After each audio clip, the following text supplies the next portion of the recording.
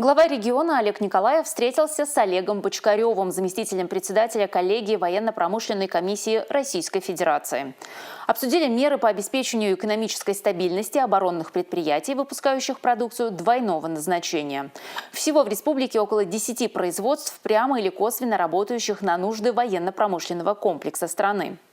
Будет поддержано предложение чувашских предприятий ввести государственное регулирование цен поставщиков основных материалов для продукции по гособоронзаказу не выше планового значения индекса потребительских цен, а также упростить процедуру раскрытия денежных средств, находящихся на специальных счетах исполнителей гособоронзаказа. Это существенно повлияет на экономическую стабильность производителей, позволит им направить высвобожденные средства на развитие производства и освоение импортозамещающей продукции. Мы двигаемся в русле реализации решений президента страны, прежде всего, понятно, в соответствии с тем традициям и тем стандартам, которые были присущи предприятиям, то есть быть надежными партнерами при выпуске военно-промышленной продукции.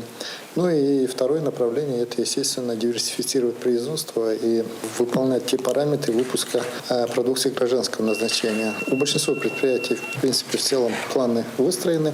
Ряд инициатив от предприятий Чувашии по основным проблемным вопросам выполнения заданий государственного оборонного заказа и направлений работ в области производства и импортозамещения уже включены в план действий правительства России.